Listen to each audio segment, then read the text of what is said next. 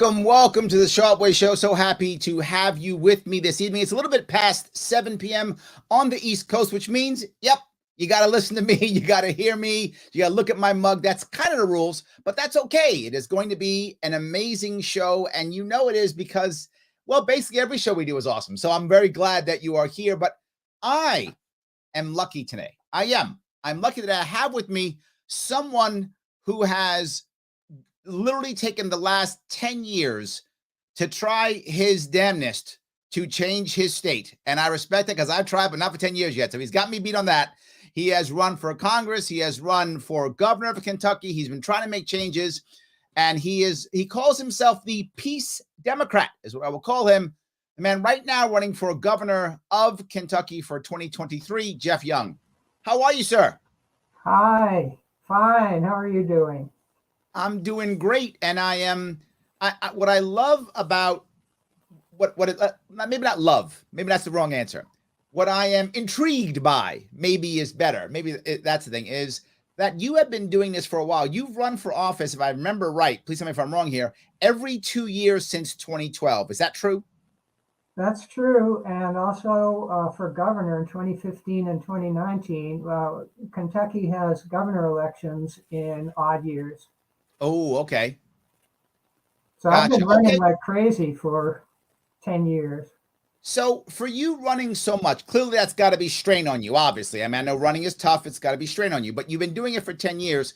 In the past, you weren't growing that much, but now this recently, you've kind of had a kick up recently. Why do you think recently there's been a kind of a renaissance, if that makes any sense, something where people have started to notice you? Well, I actually won a primary for the first time ever this year in May 2022. Oh. I won the Democratic primary for the U.S. House of Representatives in Kentucky's 6th Congressional District, which is Lexington and kind of shading toward eastern Kentucky. Got it. Finally, and that was your big thing. The first time ever. Couldn't win the general election against the reactionary Republican incumbent. So, but let me walk down that road, right? The establishment has been against you literally for a decade, right? And even Democrats, the Democratic establishment is against you. They don't like you at all. Why? Or why not? They can't control me. They figured out, I ran as a Green for the Kentucky State House Green Party in 2012. Nobody noticed me.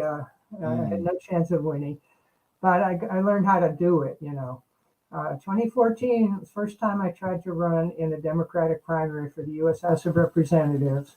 I had one equally unknown opponent, 2014, and they, we had. Hold on, you're saying that they can't control you, right? So they can't control me. Yeah, they could. Let me walk on that road if I could. You've run as a Democrat, you've run as a Republican, you've run as a Green. And I think what they see is that your policies don't overlap with their policy. Not even policy, their communication even. I mean, if you even count them having policies, their communication doesn't overlap with your communication. I feel it's almost as if you're fighting the establishment no matter who you run with. Am I reading you right or no? I don't think that's wrong. No, I think that's one way to look at it. But I think the issue of control, they want a standard run-of-the-mill establishment Democrat that they can control. They can tell what to do. And well, you have a fan here. Thomas says never give up. So you've got at least one fan for sure. You got somebody. So that's good. I don't give up. No. I may change direction a little bit, but I'm not giving up. Speaking of direction, some of the things that you talk about are very libertarian. Okay. And some of the things aren't, right there. You go both sides, right, in this regard. And one of them that you bring up, which I think is universal, is I guess it is one of your biggest issue is preventing World War III.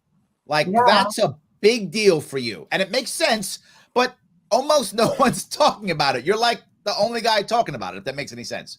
Yeah. So this year, there's an independent candidate in New York running against Chuck Schumer. Her name is Diane Sayer. I And know she was very well. We've been together on many things. Yep. okay, great. She was talking about avoiding nuclear war. There was one, I think, a Green Party person, Matthew Ho in North Carolina, running for Absolutely. Senate. He was talking about, but other than those, the three of us, you're right. Nobody talks about preventing World War III. Yes, and you've gone further enough that people have asked you, what are we going to do? And your words, if I remember right, were back off. That was your words, back off. So that feels like, right, and people get scared when they hear that, because what they hear, you didn't say it, but what they hear is, oh, now we want to be isolationists and border off the wall and make sure nobody comes over and build up. That's what everyone, I think, hears when they hear back off. Okay, but you don't no, mean that, do you? I'm not talking about building a wall at all. What's happening now, when we're not backing off, where we're heavily involved in a proxy war against Russia in Ukraine right now, that could go, that could escalate at any moment. Sure. What we're doing, we're forcing Russia and China and many other countries in the world to build a wall against us. You've said that. You literally said that our actions have actually made Russia and China allies now. Oh, it's definitely contributed to the strength of their alliance. Yeah. They realize they're facing the same threat. I want to show, if I could, you did a commercial, and I want to show this commercial. This commercial I thought was funny because you just came right out and just very forward. This is from, by the way, if you want to watch this commercial, you can head over to his website, and his website is young4ky.com. If you want to check this out, it is there. Once you click over to his YouTube page.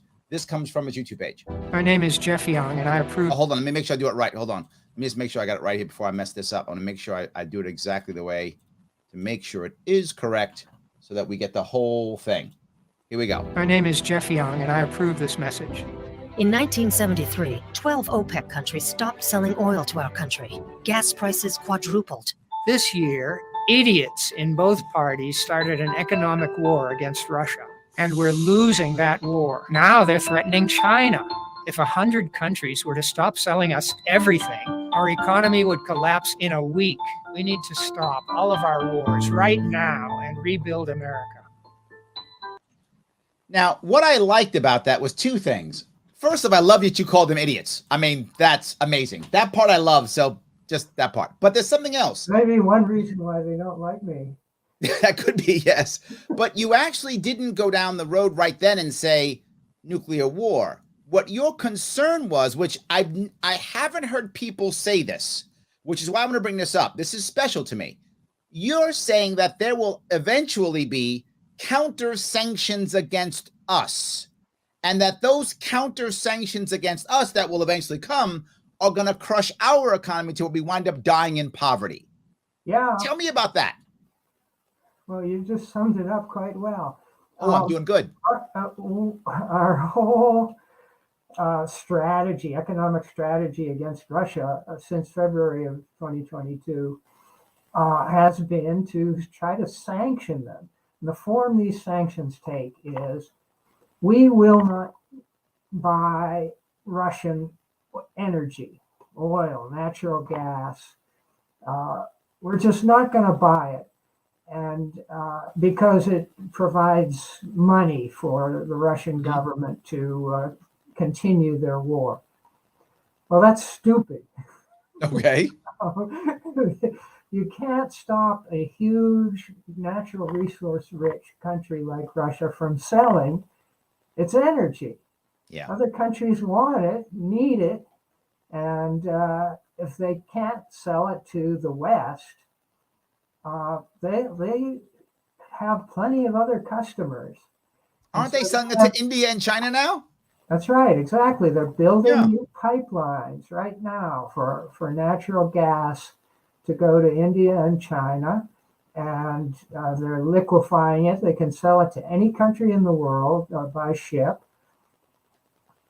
It's ridiculous. You cannot, and so the Russian people are not suffering. They have pretty low inflation rate. The ruble is very strong. We tried to, make the ruble crash. Right, I remember that. It went down for a while, and then Russia did some things. They required European energy companies to pay for natural gas in rubles. Right. And that pretty much saved the ruble. Right. And now it's stronger than it was. Because the ruble had demand now to pay for their energy. I got it. Okay. Yeah, it hasn't, hasn't gone way up out of sight. Let me touch an emotional aspect on this, Jeff, right? Don't we want to somehow be mad at the Russians for the invasion, right? Don't Americans want to say, no, you can't invade Ukraine. It's a bad thing. Don't do it. You're aggressive and you're mean. And don't we, as emotional Americans, don't we want to say, bad Russia? Isn't that what we want to do? I don't think the American people think that way, actually. I mean, of course some do, but I think that's been manipulated over a long period of time. Okay. The Soviet Union, anti-communism has been the norm in this country since 1917, 1918. So you think that most of this has been kind of teed up for us? Yeah. And the average American doesn't care that much, wouldn't care normally much, but we've been teed up for us. My team, during the last election for the U.S. House, my people were going door to door and talking to people. Nobody wanted to hear about Ukraine. People were sick of that issue. It wasn't going so well. And people, wanted to hear about inflation. And in Kentucky, the abortion issue was incredibly hot.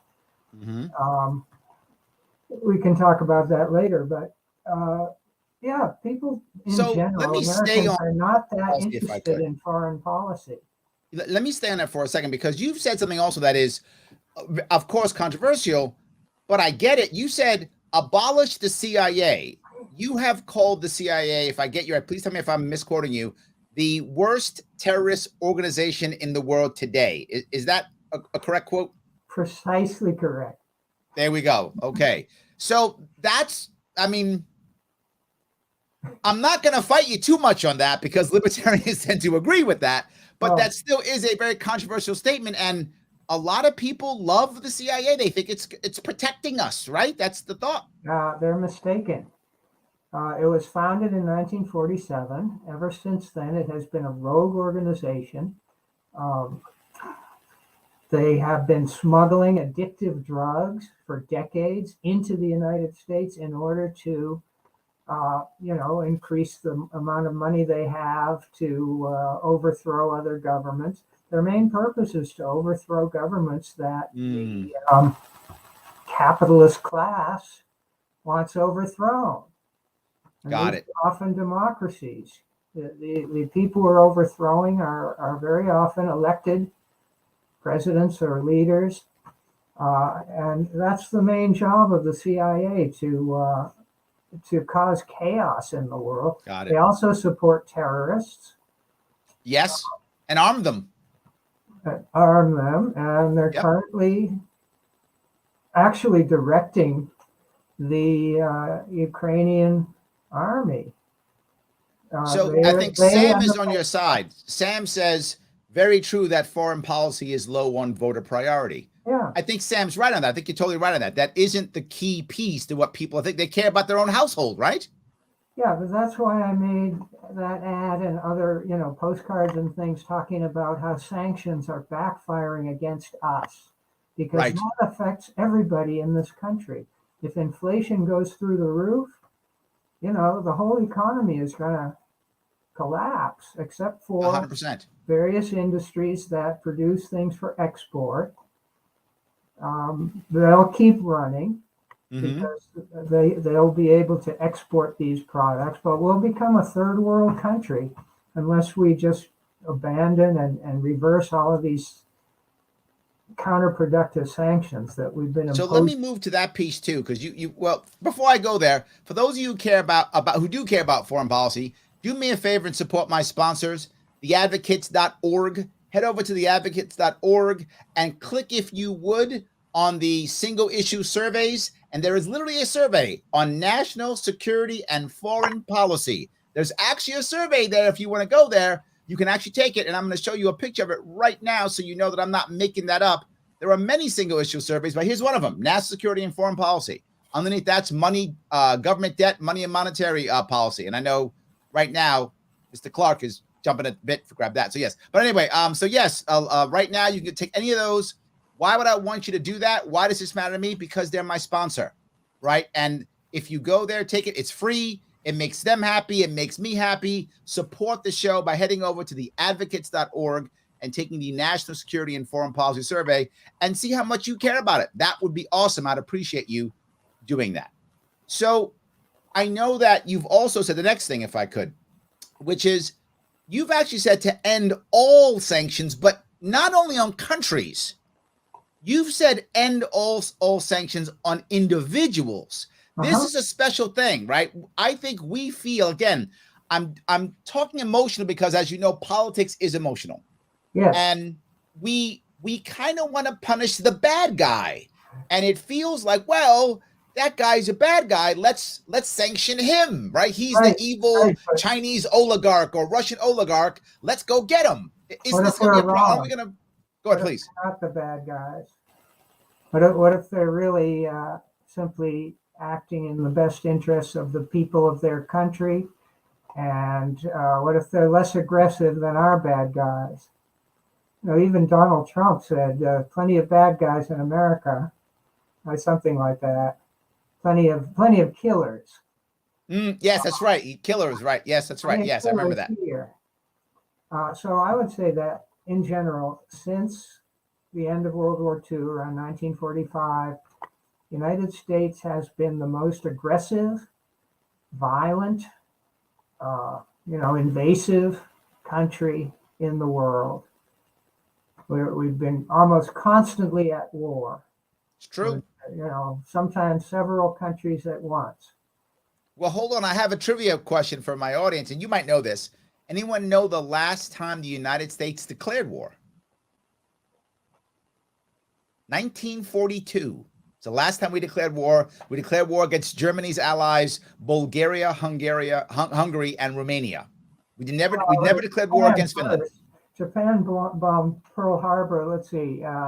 41. December 7th, 1941. Yep, in 41. Yesterday was the anniversary of that. That's correct. And we declared war on Japan. Right. Then Germany declared war on us. Which was stupid. Why did correct. But they did. And then we declared war on Germany's allies. That's right. That's how that worked. So a little trivia question, but you're right. That's the last time there was an official declaration of war. But to your point, we've been at war for the past 80 years. But keep going. I'm sorry, I interrupted. Please continue. Well, a country that is constantly at war is eventually going to be defeated economically, if not militarily. Right now, we're losing in Ukraine. If we were to attempt to escalate against China around Taiwan in the Pacific, we would lose that too, because it's near their border.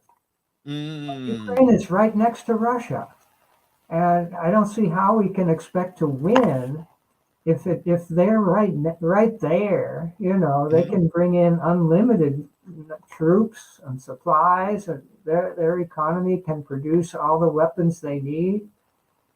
And we have to ship everything half a world away.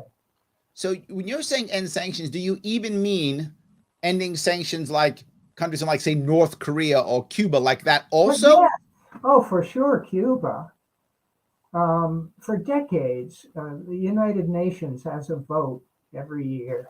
And the U.S. sanctions against Cuba, there's like 200 countries against, and 2 or 3 who say, yeah, the sanctions, we should keep the sanctions.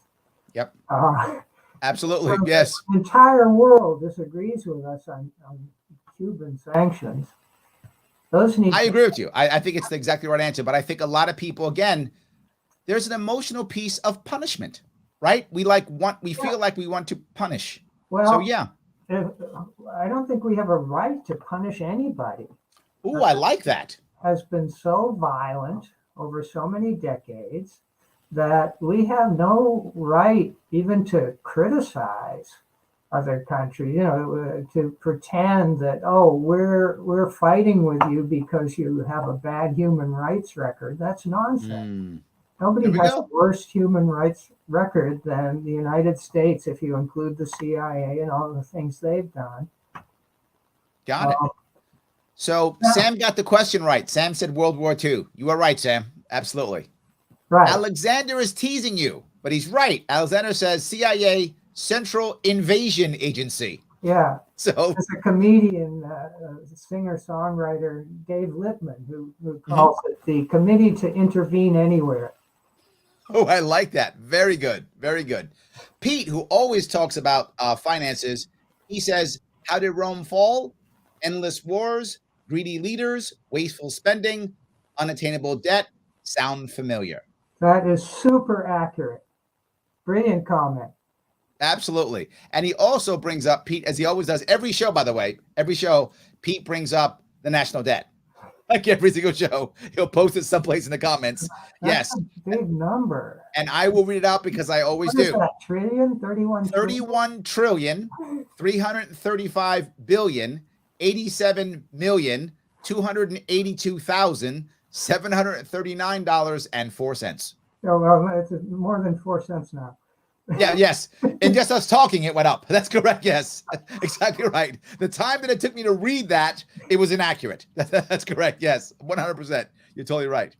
So let me walk down a bit more of a road because you've also added for something else I'd never heard before, which is you want to abolish AFRICOM. Yeah. And I would bet that at least 8 out of 10 people listening to this or watching this have no idea what AFRICOM is. And for those who don't know, there are many military commands across the world, U.S. military commands. One of them is Africa Command, United States commanding in Africa. It's like shows, where it controls the military fighting and spending and assets and such in the Africa region. It's actually, I'm pretty sure it's based out of Germany, the army, I think, based out of Germany, I think.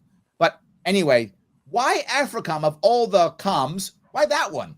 Well, it's just one. I actually propose on my website platform that we should bring all of our troops home from everywhere.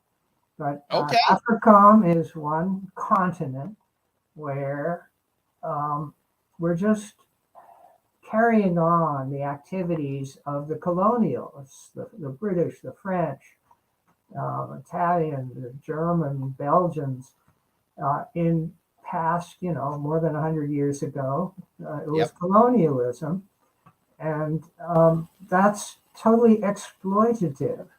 The purpose of colonialism and imperialism too is to get the resources out, maybe have things produced there and get cheap labor, and not to care about whether the countries develop economically or not.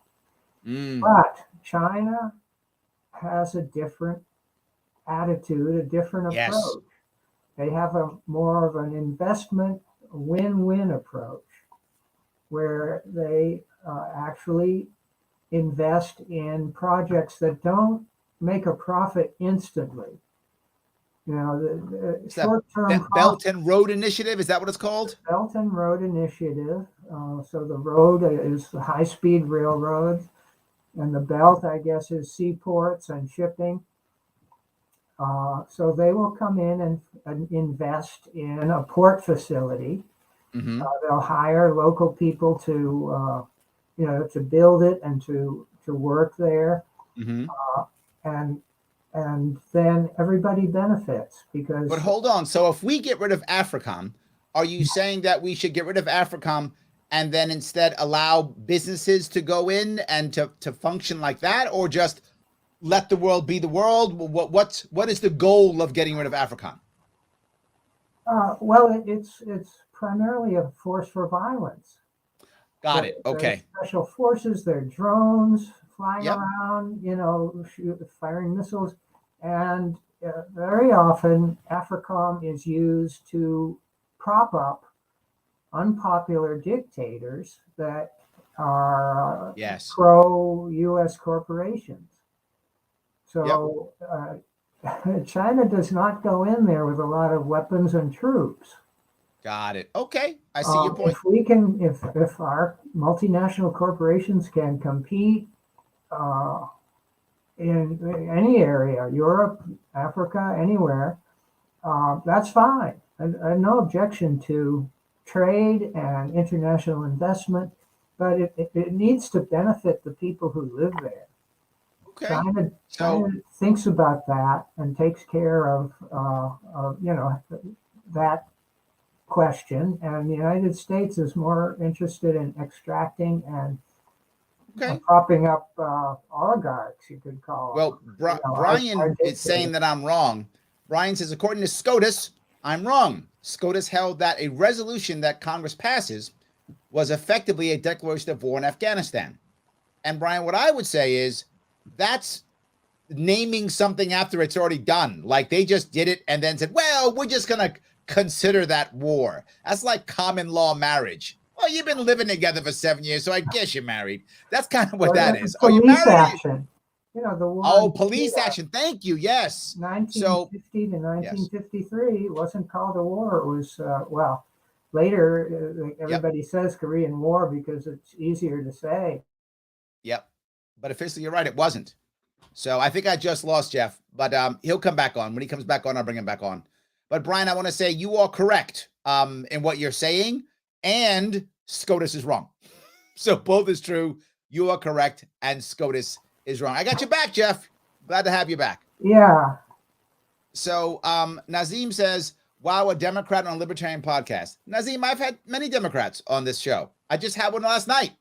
I have everyone is open on the show. Democrat, Republican, doesn't matter at all. They are all welcome on the show. Happy to have them. One of my libertarian positions is I want to legalize not just cannabis, but all drugs. Yes, I saw that too. And in Kentucky, I am shocked by that. I don't think of Kentucky as being a state that would want to go there. I'm surprised you would push it there. Well, the state, we have a legislature that is almost totally dominated, the Kentucky House and Senate, by Republicans. Yep. Because the Democratic Party over the last couple of decades has been so incompetent. They can't find anybody good to run. So we're not in the forefront of legalizing cannabis or anything else. But you've said something which I like the way you've done it, right? You've said you want to legalize drugs. Most people, when they say that, they go, well, so we can tax it and make money. You don't say that. You say... No, I agree with that too. Yes, but that isn't what you focus on. You focus on harm reduction. Yes, exactly right. So John Oliver in March of 2022 did a great segment called Harm Reduction. You can find it on the web, and it's really worth watching. It doesn't treat addicts as criminals. It treats addicts as somebody who needs some help, kicking their habit or switching, for example, switching from heroin to marijuana, which is not addictive. Absolutely. No, I don't think anybody really likes being an addict. Agreed. You're not free. Yep. You're controlled by this chemical and the need for it. So it helps people go into treatment. He shows a segment where there's this clinic where addicts can go in and get a medically safe amount of their drug, and they don't die, from the poison on the street. You buy a street drug, you have no idea what you're getting. Yes. So there's all this fentanyl and can kill you. So nobody has ever died in one of these clinics.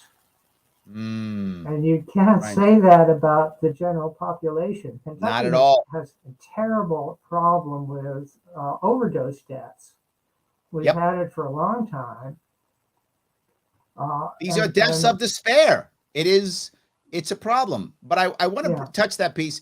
This show does not bring despair. This show brings a lot of positiveness. And if that you believe that, then do me a favor, click the like button right now. If you're watching this show and you're not in despair, I hope you're not, then click the like button right now. Like this show, whether you're watching on YouTube, whether you're watching on Twitter, whether you're watching on LinkedIn, wherever you're watching, click that like button. It does matter. That's how I get past all the algorithms that will always decide to push me away when I'm talking to cool people. So please click that like button. It does matter. Please do that. If you want to follow what Jeff is doing, you can follow him on young4ky.com or Twitter, Jeff Young 4KY.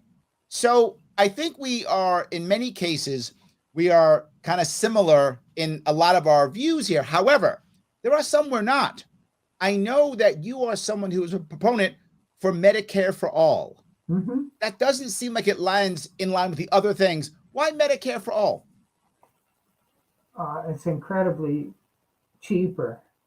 When you look at the cost to societies as a whole, our medical system is incredibly inefficient because, some 25% of it is just being raked off by the health insurance companies.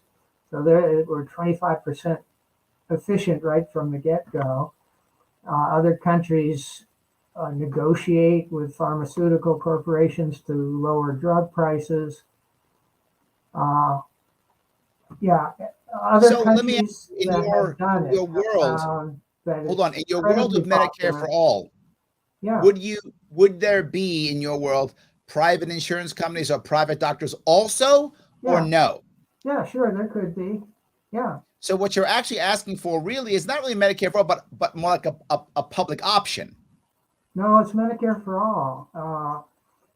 If you are a for-profit hospital or something, under the bill introduced by John Conyers for many years, the entities that would be part of the government-funded program would be nonprofits. Simply take the profit motive out of it. That would reduce costs dramatically. So you think similar to like a VA system? Yeah, but for everyone. VA for all. Medicare for all, expanded, improved. Yeah, whether you call it VA for all or whatever, it's a single payer system where the government is the single payer, and every entity is nonprofit. That was the simplest bill. Are you worried, and maybe you're not, but are you worried that we might wind up creating a two-tiered system? And what I mean by that is I look in New York City where I live, and this may not affect you in Kentucky, so I'm not sure. I'm telling you what I know in my city.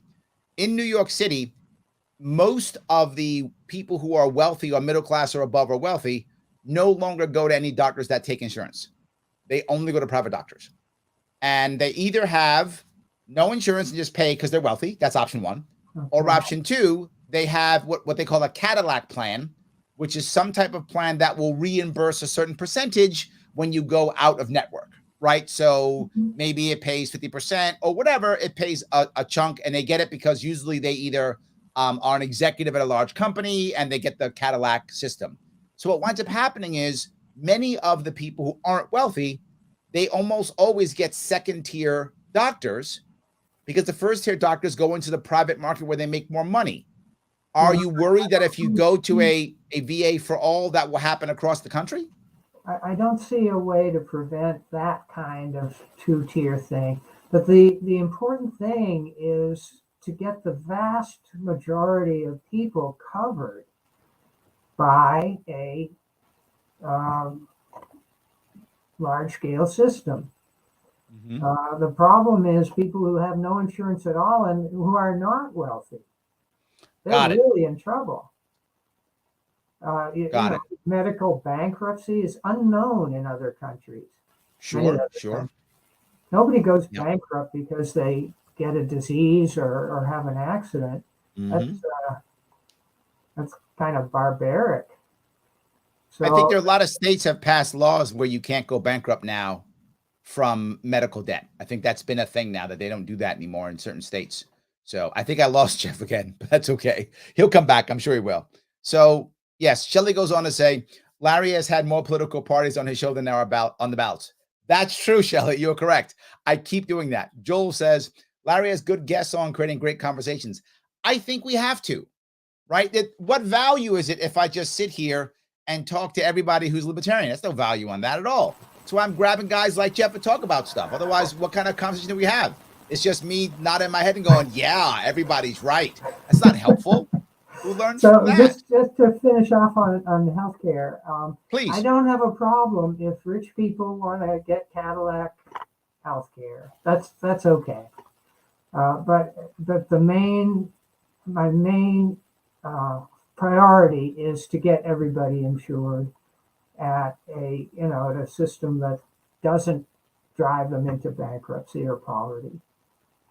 Got it. Some of the people here, they're not happy with the VA. Brian says the VA system sucks. Just that I had to fight to get my proper medication again.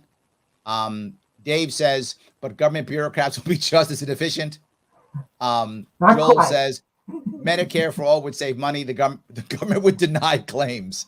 I'm not sure that part's true, Joel. I mean, the private sector denies claims too. So I think that I'm not too sure about, but you got some pushback on that one, Jeff. That's fine. Pushback is fine. So I've always been concerned when it comes to a Medicare for all is that there are, I think the Bernie side wants to basically abolish all private doctors and private insurance. That part scares me tremendously. I've never heard that he wants to abolish them. Maybe. I mean, I haven't studied all of the plans that are out there. I don't see a reason to. If I agree completely. If Yes. the main system is covering 95% of the population and it's free, no huge co-pays, then it's fine if the 5% wants would something. you support more of a British model, which is, if I remember right, I could be off this, but I believe the British model is it's free at point of service, and the French model is the government reimburses either 70, 80, 90, or 100%, depending upon what you're getting, right? But they will get massive. The French model does massive reimbursement, and the British model, it's just free. Would either of them, do you care either way how that would work? I don't know all the details, but all of the things you talked about sound better than what we have now. Okay, I got it. So I then want to go to the second piece, which is, I guess, in a similar vein, which is you believe, if I remember right, you believe taxing the rich is good for the economy. Yes. Where people seem to disagree with that one. The rich do particularly, but they tend to disagree with that one. Walk me through that. How is taxing the rich going to help the economy? Well, I'm going to sound like Bernie Sanders for a little bit. Okay. It's okay. You are a Democrat. It's okay. You're supposed to. It's totally fine. The level of income and wealth inequality that exists today is similar to the 1920s, before the Great Depression. Rich people, I don't know what they spend their money on. But they don't.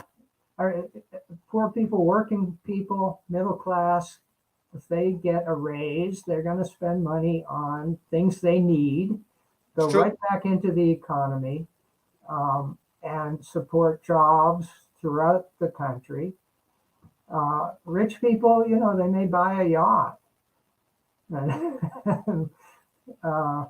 But isn't that still buying something? Isn't that still a good thing? Isn't the rich person who buys the yacht, right? Say I'm the poor person and I buy food for my family, right? Yeah. And the rich person buys a yacht. Well, isn't the yacht still part of the economy? And don't I now have to have maintenance people on the yacht paying jobs, and the captain of the ship and whoever washes and maintains the yacht? Aren't I providing jobs for all those people? It's a smaller number. Smaller number. I got a bachelor's in economics from MIT way back when, and master's in agricultural economics at University of Kentucky here. And so there are capital intensive industries and labor intensive industries. And for example, weapons, highly capital intensive, relatively small number of jobs created. And For building weapons. The end product, yeah, building weapons, small number of jobs, because it's there. Each weapon is so expensive. It's a relatively small number of jobs that has a lower impact on employment than almost anything else. Then why, if with that, then why? I mean, maybe I'm ignorant here, and I'm happy to be ignorant here. Why in the world would so many Congress people and senators want the military-industrial complex to be building stuff in their state? I mean, they go out of their way to get, oh, I want the tank tread built in my city, and I want the tank scope built in that city, and so we can move them to the other city to put them together in this city. Yeah, it's a form of corruption. All of the money is coming from the federal government, and that has to be paid for either by just printing money, which inflates the currency, makes it worth less, or taxing people. And so you're funneling all of this money into an industry that produces very few jobs, and the product they make are often completely wasted. When you build a missile and shoot it off in Ukraine, who does that help? It's well, let me go to what Sam says. Sam brings up a point. Sam says Corvette is made in America. Big screen TV made in China. Wouldn't a rich person buying a Corvette do more for the American economy than a poor person who's buying stuff that's all made in China? Right? Is that a valid point or no? It depends. I mean, a lot of U.S. corporations have manufacturing facilities in China and other countries in the world. So that's you can't just answer that yes or no. Okay. There's a lot of talk about bringing jobs back to America, and I think if we can do that, that would be good. Yes. They're teasing you with Corvette because Corvette's in Kentucky. That's why they're teasing you, right? Sure. No, I have no problem with Corvette or the Corvette plant. It's fine. But don't you worry about one thing, right? What I've been against for virtually all my life, let's say 50 years now, is the massive overspending and waste in the military budget. Yes. So-called defense budget. Yes. But hold on. On that one, you and I are completely in agreement, right? We're about ending the wars, ending the military-industrial complex. I'm still sitting on the tax the rich part. And the reason why I'm on that part is I see it in New York State. When we've raised taxes on the wealthy, when we've punished the wealthy, they pack up and they leave. They physically leave the state. We've lost in the past 3 years at least $20 to $30 billion in net worth in New York State. They pack up and then they go to Florida, they go to Texas, they go to Tennessee. Let them go. But then who's going to pay the taxes then? There are various levels of wealth. There's filthy rich, there's billionaires, and then there's a layer below that and below that, and what we have now. So just punish the kind of rich? So just punish the kind of rich? Don't punish the very rich? There's the super duper rich. It's not. I don't think it's punishment. Who gets the most benefit from the institutions such as the legal system, the roads, the airports, everything that is built for public use? The rich benefit from that, as well as everybody else, or they often use those services even more. So what I put it in terms of paying their fair share. If you want to live in a civilized society, you have to care about whether the widow across town has enough to eat, or is able to get health. I agree with you on that. I think we should care. I agree. It's solidarity. So why wouldn't we then, if we want to do that, why wouldn't we just say, as an example, make a insanely simple tax code, and it's just whatever the number is, 10%. I'm making that because of the tithe to church, right? So if we say 10% is the number, I'm making that number up. Everybody pays 10%. I don't care what you do with your money, whether you invest it, how you got it. It doesn't matter. There's no loopholes. There's no nothing. Yeah. Everybody pays 10%. Would that be a way of doing it or no? No, that's not bad. Because you said how you got it. Yep. You know, so right now we have a two-tiered tax system where that's why I said that. Unearned wealth is taxed less, a lower rate than earned income. So if we could get rid of that phenomenon, and then, but I still think, I really think there don't need to be any billionaires in the world. No billionaires. I don't think that's necessary.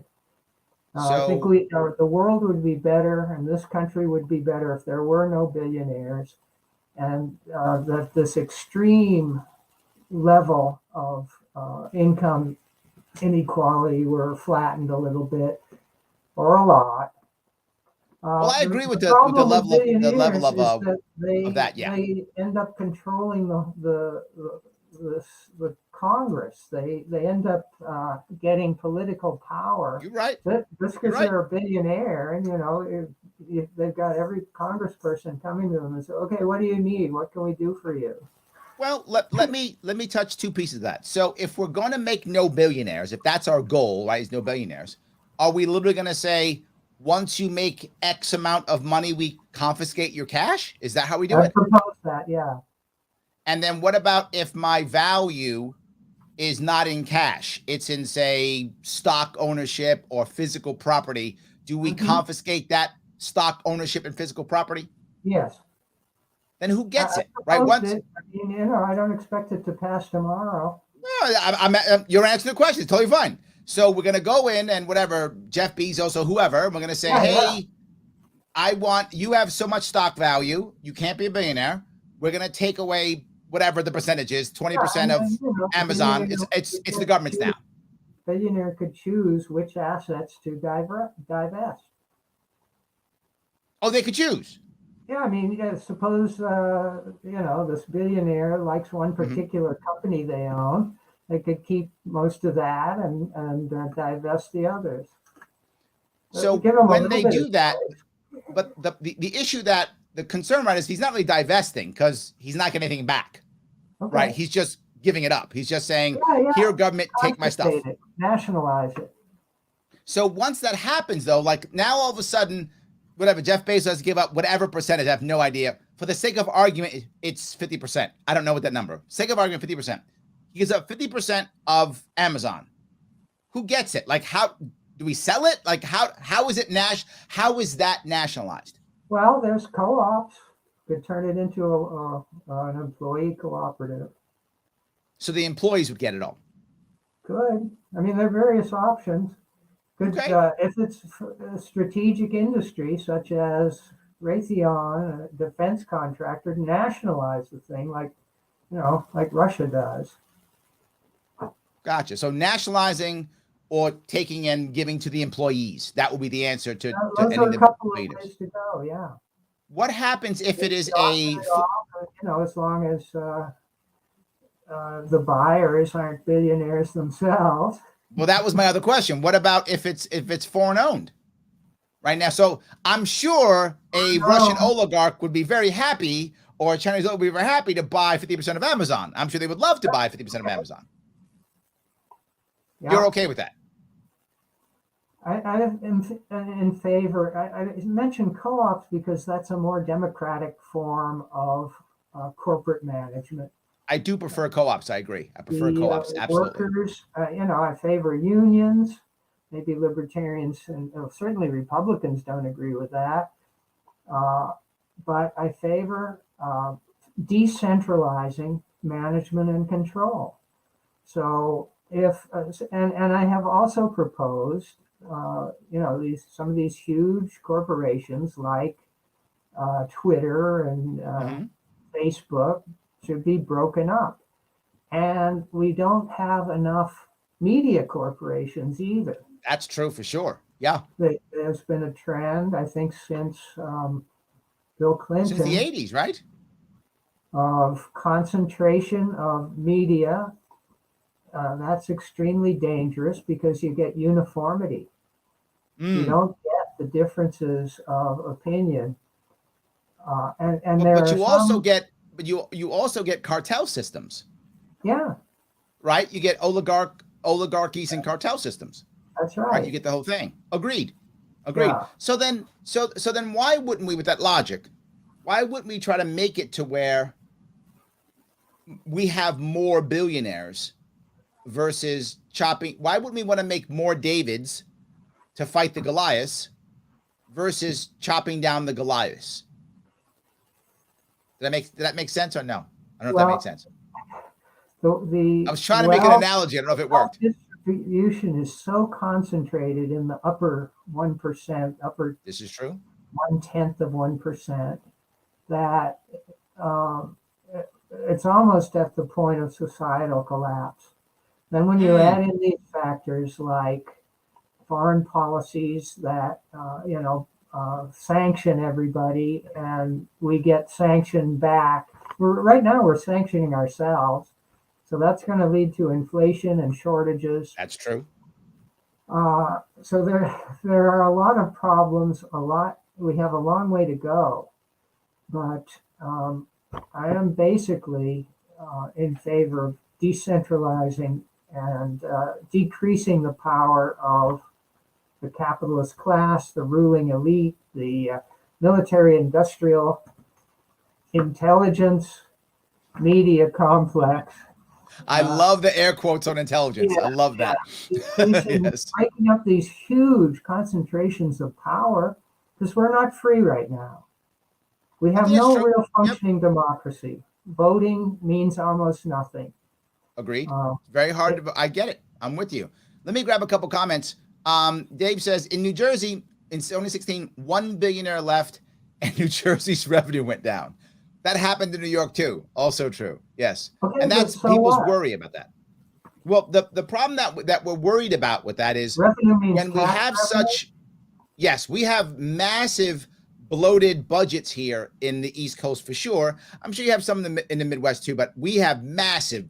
I mean, New York State's budget, only 19 countries and California have a higher budget than New York. And in fact, New York State per capita, if you don't count Alaska, who literally writes a check to the people from their oil fund, not counting Alaska, we spend the most per capita per person in New York State. So if we start losing billionaires, we're going to have a problem. Like it's going to affect the services that people get. I think that is Dave's worry. Does that make sense? Okay, right. Well, we don't have a lot of billionaires in Kentucky, and the services that people get are being slashed by Republicans in the legislature. There are many ways to slash services. Mm-hmm. And but that's not what we want, is it? Don't we want to provide? Don't we want to still provide services to people? Yeah. But don't we want to do it in a better way, a way that where local people and communities, as you talked about, localization. Don't we want to have more localization and communities supporting people? Right. And I don't know New York State at all. Of course. I don't expect you how to. much corruption there is. How much of that government spending is wasted? Tons of it. Okay, well. Tons of it. Yes. That part of it, what it's spent on. Tons of it. Yes. Absolutely. So James goes on and says, the fair tax is a simple concept. I like the idea. And then Dave goes on to say, how about reforming the tax code where people aren't chasing loopholes? And this is a common libertarian, most libertarians obviously don't want taxation, right? That's what libertarians don't want at all, obviously. But most libertarians will compromise with a fair tax, if that makes any sense. We'll go, you know what? Yeah. We don't like taxation. Right. Give us a fair tax and we'll shut up for now. That's basically what we think. Is capital gain treated the same as earned 100%. income? Everything's the same. The same. Well, I think that idea has some merit. Look at that. We found a way to agree on taxation. Look at that. We can look at that some more. There we go. I like that. It's very good. So Brian goes on to say, I would like our government to abandon being the world's policeman. Yes. In favor of becoming the world's arms supplier. I'm not sure I'd want to go there, but okay, I see where you're going. Stop funding arms research. Let them develop their own and sell to whoever they wish without the government's permission. Let the free market work. Well, Brian's all about selling guns and bullets to people. So well, I like the first part, Brian. That part was good. Right now, Russian weapons are performing better than ours. So is that true? We could follow that recommendation from your listener and lose the market. And to me, that wouldn't be bad. I would like to see a whole lot less arms production in this country. Yeah, my chat is all about fair tax. That's all they're saying. I said again, Alexander, if you want to get more money to rich people, simplify the tax code. Boom, boom, boom. Everyone's talking about it. So I think there's something there that should be considered very, very strongly. There we go.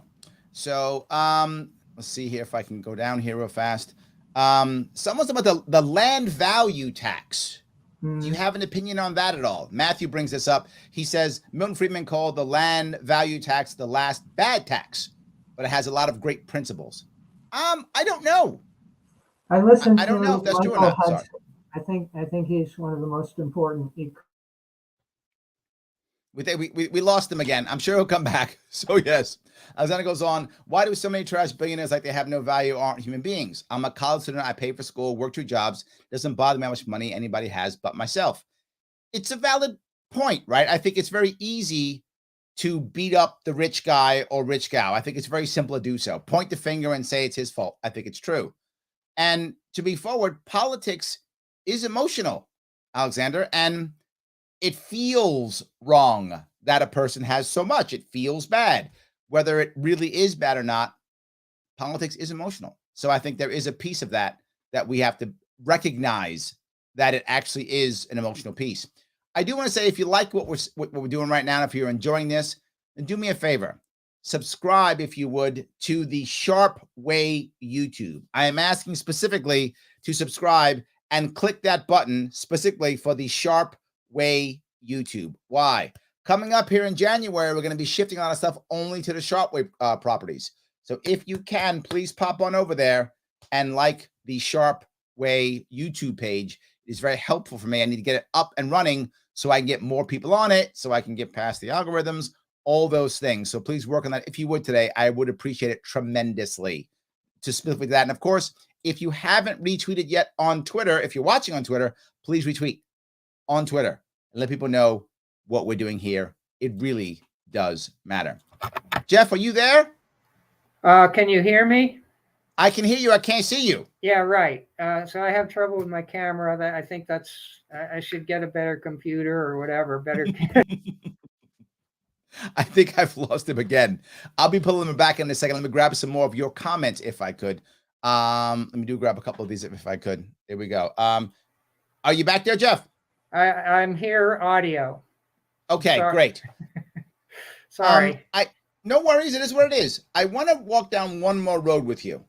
I tried to. I hope I was fair in everything that you were talking about. But the last piece I want to bring up, if I could, is you want to impeach both Biden and you want to impeach the Supreme Court justices who voted against or to repeal basically Roe. Yeah. So yeah, two different issues. Yes, which seem it doesn't it makes most people's head explode because it's like you don't like both sides, right? And most people would agree with one of them and not the other. Now, your reason for Biden, you mentioned because he's reckless, specifically with China and Russia. So help me with that one. Why that? Well, some would say that we're already in World War III. It's already started sometime between 2014 and today in Europe. We are, I think, indisputably now involved in a proxy war, NATO and the US on one side and the Ukrainian puppet government against Russia. We are fighting a war with Russia right now. And that's extremely dangerous. So I think so this kind of goes back to your World War III piece. This goes back to that. Yeah. And then with China, I've also proposed that any U.S. senator or representative who has visited China in the past year should be prosecuted under the Logan Act of 1799, which says that individuals may not negotiate with other countries. We have Nancy Pelosi going over there, and my former opponent there, Andy Barr from Kentucky, going over to Taiwan and saying, we will support you if you're attacked, blah, blah, blah. That's not the official U.S. policy since 1979. So they should be prosecuted by the U.S. Attorney General, and they can spend 3 years in prison. Wow. Okay. No, it's fine. But okay. You know, Taiwan is the reddest of red lines for China. They will never. They will never agree that Taiwan should be an independent country, or even worse, allied with the United States, a hostile foreign power. Never going to happen. And Taiwan is close to China. It's very far from the U.S. We have no chance. If it becomes a military conflict, China will win it. They also have Russia to help. What I've been thinking about Taiwan is my gut says, if I have to guess what's going to happen, and I'm not an expert here, but just my gut, knowing humans, is that within 10 or 20 years, whatever's the right number, Taiwan, I think, is probably going to wind up somehow agreeing to be some type of part of China via treaty in some way, right? Yeah, like something like Hong Kong. I think you're right. Something like that is going to happen, regardless of what Nancy Pelosi thinks about it. Now, on the other issue, impeaching the 6 so-called... You actually called them, if I remember right, you called them women haters? Yeah, women-hating, partisan Republican hacks. They were not acting as justices when they overturned Roe versus Wade, a decision of 1973. So you're June saying that this was a political play? Totally political. Yeah. It seems to have hurt the Republicans. I read the majority opinions. I read the brilliant dissent by the 3 good justices. Okay. And the majority opinion was, we are overturning Roe versus Wade because we have the votes. That's it. Pure political. Wow. We never liked it. We have the votes now. It's gone. That was their so-called legal reasoning. The dissent, brilliantly picked that apart. So I think we would do much better as a country if we went with the 3 good justices for a few years, gradually added some more good ones, and got rid of the 6 partisan hacks. If they make decisions based on political majority. I feel like, though, right, if this was a political move by the judges, what a terrible move. I mean, I think it affected the elections this year, don't you? Yeah, somewhat. Yeah. In Kentucky, there was a constitutional amendment proposed, Amendment 2, that would have made it easier to make all abortions illegal in Kentucky with no exceptions. In Kansas, that was defeated by a large majority. Here in Kentucky, it was like 52 to 48%, much closer, but it was still defeated. Yeah, I think it should affect every election from now on until the Republicans abandon their anti-woman position. There are abortions that are medically necessary, and women are going to die if the right to life movement gets its way. Do you think there's any real chance of that happening? I feel like I feel like this did is it made people who actually didn't care much about abortion at all pick a side. Where prior to this, I think the average American didn't care about it. It wasn't a thing. It was whatever it was in their state, and they just moved on, and they assumed that Roe would be the law of the land forever, and they didn't really care about it. They walked about their life. I think this made people pick sides. Well, is that good or bad? I mean, it did make them pick side. It put the issue right before us on the ballot. But, you know, the right to life movement is not rational. They've always been a Republican, right-wing, dirty trick. We have Planned Parenthood, which has cared for the last 50 years about women's health, about birth control, about preventing unwanted pregnancies. And on the other side, we have a bunch of fundamentalist Christians who want women back in the home, not in the workplace, under the control of men. Chris Hedges, the great author. Hold on, you really think that the average Republican believes that? I think that the leaders of the right to life movement are basically want white men to be in control. Okay. Yeah. So you think Chris the leadership Hedges does? Yeah, Chris Hedges has written about fundamentalist, mega churches, and his book is called American Fascists: The Christian Right and the War on America. That's the subtitle. I recommend it. It shows these people are not interested in the Constitution. They want to replace the Constitution by the Ten Commandments. And they're not. Let's assume for a moment. Let's assume that you're correct. Okay. And that they would like to make white men run everything, and they want women to be basically back in the kitchen. If not in reality, at least figuratively, if not actually. Assuming that's true, is that even close to possible with today's American society? I mean, women in America today are doing better than they've ever done. And in fact, in the younger ages, they're doing better than men in any way that you want to measure that, whether that's through education, income, wealth, power, voting power. Younger women under 30 are now doing better than men in every way you want to measure it. Okay. Is that even a thing, or is this like it's certainly some dying possible thing they're gonna tell me, please? It doesn't take a majority. The Nazi party in Germany in the 1930s never got a majority of the vote. They had, I don't know, 35%. About 35%. And they were determined. They were not interested in democracy, and they turned the entire country into a fascist dictatorship. It could happen here. So you were actually concerned about that? Okay. Yeah. I don't feel concerned about that at all. I mean, and the reason why I say it is most of the people who I know who are the average everyday Republican, I know many average everyday Republicans, they wouldn't agree with that at all.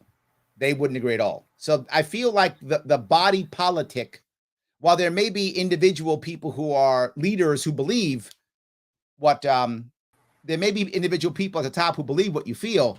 I feel like they don't really, that the people on they have to be tricked, if that makes any sense. They would all have to be tricked or duped into believing that this is the thing.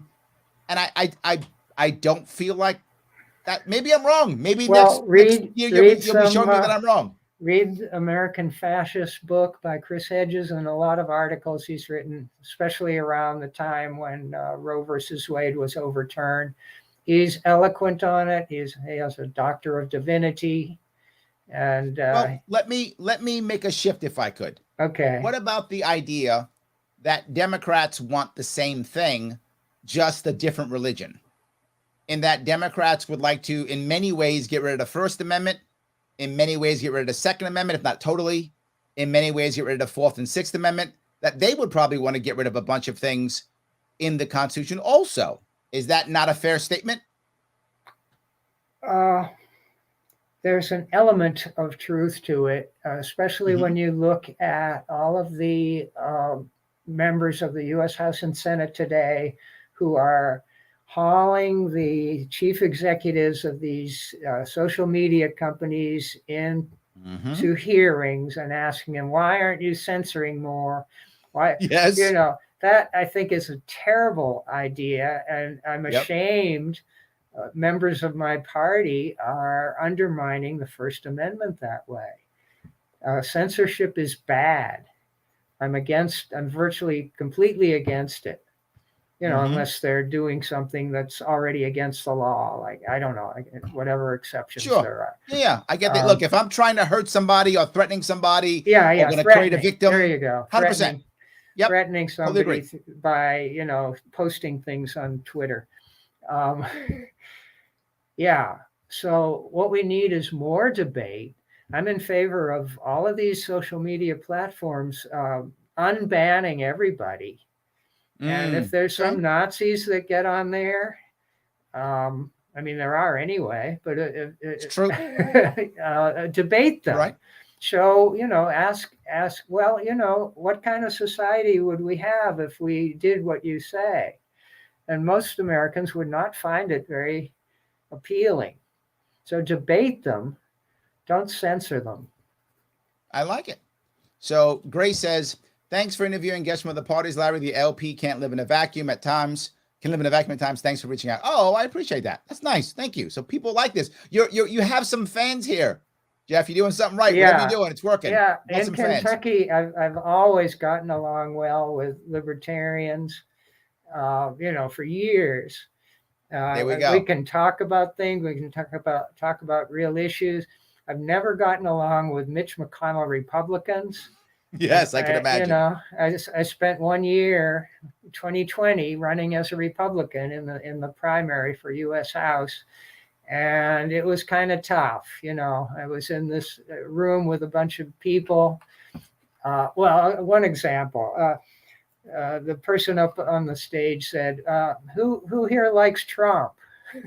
I was the only one who didn't raise my hand. There we go. Right? Yes. But so in a Democratic Party meeting, who here likes Biden? I would have also been the only one. Yes, absolutely.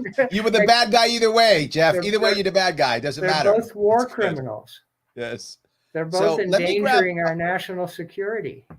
Let me bring up a quote that, I'm sorry, a comment from Dave, and it's an important one, I think. He says, what if Taiwan doesn't want to be like Hong Kong?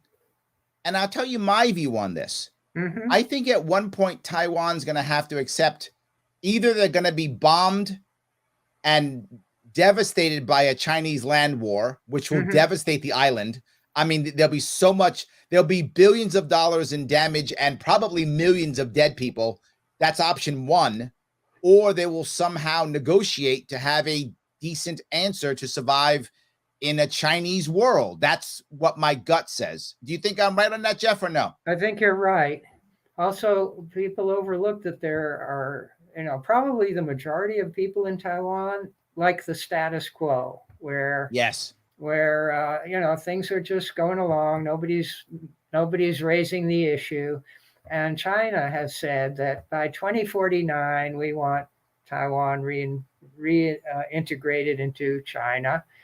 That's a pretty long way away. And here we have Americans trying to sharpen the issue and say, no, independence right now. Well, the president recently had to resign of Taiwan, resign as not the president, but as the head of her party.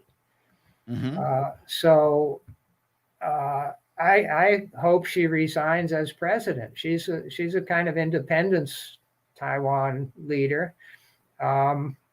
And that's scary for us. Well, it's dangerous. Yes. It Dangerous, raises yes. tension. Yep. I think unnecessarily. I mean, just wait till 2049 and deal with it then, Yeah. You get it. or have a Sam gradual says, process. Sam says, yes, I've been enjoying the discussion as well. Thank you, Jeff. There we go. Thank you for the great questions. There we go. Matthew says he's spot on about free speech. Better to engage bad ideas. Absolutely, yes. So I think with that, Jeff, is there anything that I should have covered that I didn't? I tried to cover everything. Did I miss anything?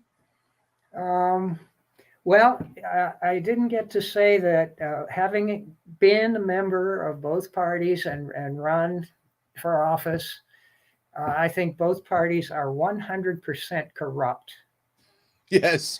They rig their own primaries. Yep.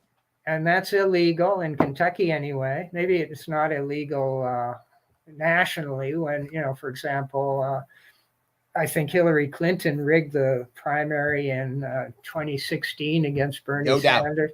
Yep. Maybe it's legal nationally. Yep. In Kentucky, it isn't. There's a law that says you can't rig your own primary. So they're corrupt. Yep. They only care about campaign contributions, money and power. 100%. So let me ask the one question I'm going to brought up, and they probably don't understand this. So let me say it, and you can correct me here. A lot of people are noticing that your platform is about national. You've been talking about national, yet you're running for governor now. Mm-hmm. So why are you having so much national stuff when you're now running for governor? Can you please cover that? Yeah, pretty quickly. Two reasons. One, the national and international affairs affect the economy of the United States and Kentucky very directly. I mentioned sanctions. They're all backfiring. They're all counterproductive. And two, I worked for state government in the Energy and Environment Cabinet for 15 years. And I know how state government works. I know I could have done a better job with the COVID situation than the Democrat Andy Beshear did. I would never have recommended that anyone get injected with an mRNA, brand new, developed in a hurry, untested, so-called vaccine. I would have worked with the Republican legislature to try to make mRNA potions illegal. But hold on, I want to stay on the part though, right? So, but why? I get what you're saying nationally, but now you're running for governor though. Yeah. This is a governor issue. Andy Beshear mishandled the COVID situation very badly, I think, like a lot of Democratic governors. So does that mean you're going to be redoing your website for a governor website, or no? I am, of course.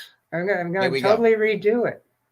All right. So for those of you who want to follow him, it's at young4ky.com, or you can follow Jeff at Jeff Young4ky, and that's Jeff G. If you're listening, GEOFF. Just so you're aware, it is GEOFF, not GEFF or JEFF. So you can check him out there. Jeff, I want to say thanks for coming on. I appreciate it. Thank you. It's been a pleasure. And everybody else who's watching, thank you. Yes, everyone else who's been watching, thank you so much for watching and listening. I'll be back on again tomorrow.